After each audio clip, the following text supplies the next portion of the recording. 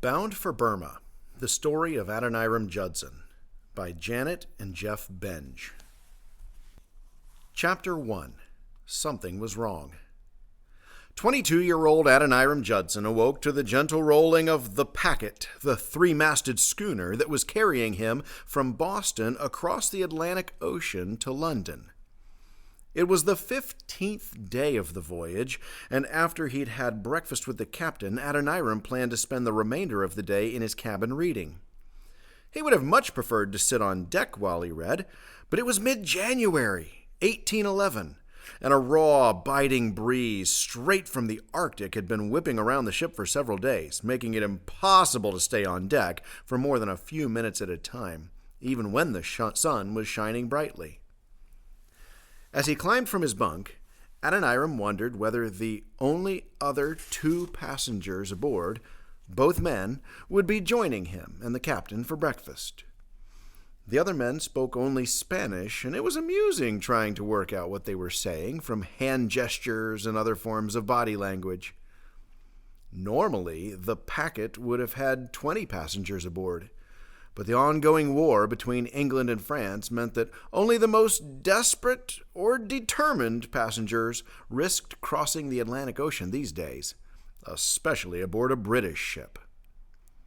As a passenger, Adoniram fit the latter category. He was determined to get to London and to meet with the leaders of the London Missionary Society.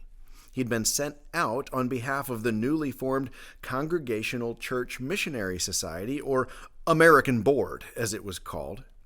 And he was sent to ask the London Society for money and support so that the fledgling mission could send out the first group of American foreign missionaries. If all went well, Adoniram and the other 3 missionaries waiting in New England for his return could all be in East Asia by Christmas.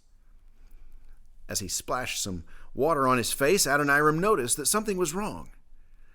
Instead of the gentle creaking of the hull of the Packet, he heard the sound of feet pounding across the deck above him. He could hear voices, too. It sounded as if everyone was yelling at once. Pulling his jacket on, Adoniram quickly made his way up to the deck to investigate. Once on deck, he saw what all the fuss was about. A French ship, its sails billowing in the stiff breeze, was skimming across the water towards them. In response, the crew were darting about the deck, hoisting sails and tightening halyards as the captain and first mate barked orders. As he yelled, the captain spun the wheel of the Packet, trying to maneuver the ship to take maximum advantage of the wind. "A privateer!" yelled the captain when he spotted Adoniram. "She's armed to the gunwales, and we're trying to outrun her!" Within a few minutes, Adoniram realized that despite the crew's frenzied effort, the French ship was still gaining on them.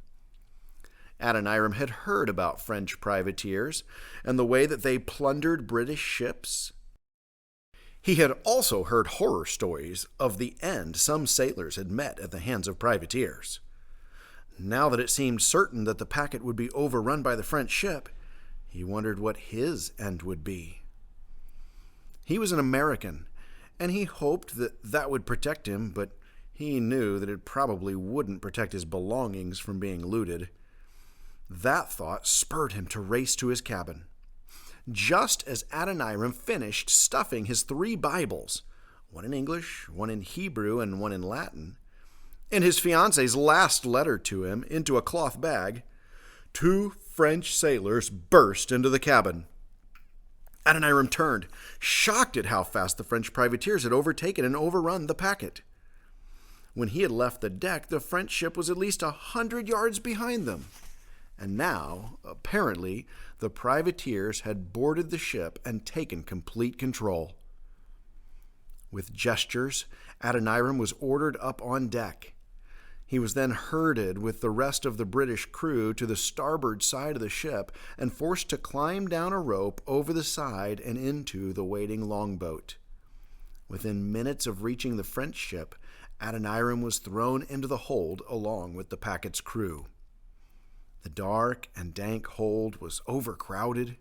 There was no food, water, or chamber pots. The only illumination was a dull shaft of sunlight that filtered down through the dusty air of the hold. Dark thoughts taunted Adoniram Judson as he sat in the overcrowded hold. He would never see New England again. It would be only a matter of time before the French privateers dumped him overboard, as they liked to do with their prisoners. Now he would never see East Asia. All his efforts to become a missionary had been in vain. He had given his all just to drown in the middle of the Atlantic Ocean. Hot tears rolled down Adoniram's cheeks. As a child growing up in Wenham, Massachusetts, this was not how he had imagined his life ending.